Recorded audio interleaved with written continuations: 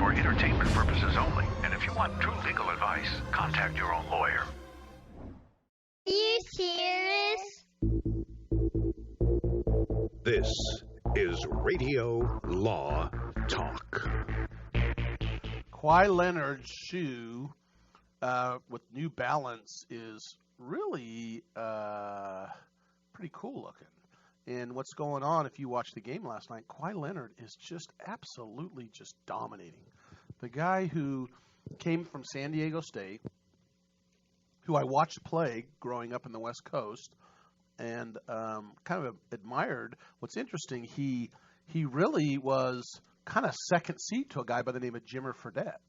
And in fact, Kawhi and Jimmer would play against each other, and Jimmer won all the NCAA Player of the Year, and I think Jimmer lit him up like 42 or 50 points in a game against Kawhi. Yes. Kawhi covered Jimmer, and Jimmer covered Kawhi, and it was all about Jimmer. It's just Kawhi has become just this monster player that has become so popular. And when he first rolls in, he signs with Nike. And as he signs with Nike, what you have to understand is there's certain time periods that, they signed a deal for X amount. We don't know the exact amount. But he designs this Kawhi Leonard logo. And it's kind of, what's it look like? Kind of a cat little, it's kind of got a little cat look to it. What's the look? It looks a little like that. It's supposed to be his hands. Yeah. And it looks a little cat-like, yes. but it's a hand.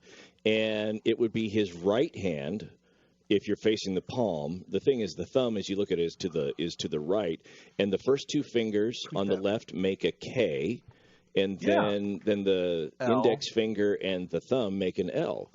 So what he's claiming is that Nike took his design that he started designing back when he was at San Diego State as a college player, and is using it against his will, basically, and making money off of that, and actually trying to sell it to the Clippers. Apparently, the Clippers are trying to buy the rights from Nike of the Kawhi Leonard, I'm going to call it the claw, but like the hand. And the lawsuit's flying. Kawhi Leonard saying, no, that's my design. Nike said, well, yeah, you designed it right here with us at Nike. We don't have copies of their contract with Nike, but I'll guarantee it's Nike, and it wasn't just a handshake.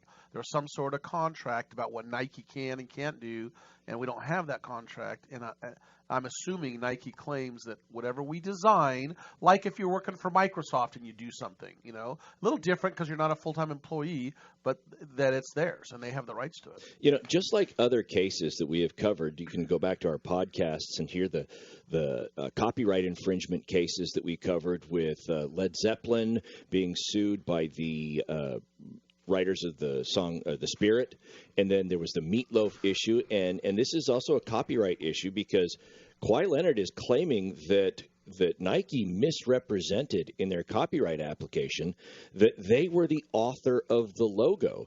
And so like those music cases, this is going to get back to what existed and when. And so obviously, Leonard is going to try to show that the final product looks a lot like what he initially did, and he consulted with other designers before Nike came in, and Nike, on the other hand, is going to say, no, it didn't look anything. It looked like what happened after you signed with Nike, and we helped you. And here's the interesting part of that. The whole interesting thing about that is basically Leonard is admitting that he did give permission to use it in certain merchandise, that they could use it. But he's saying they went beyond that, quote, certain merchandise and used it for stuff they weren't supposed to be using it for.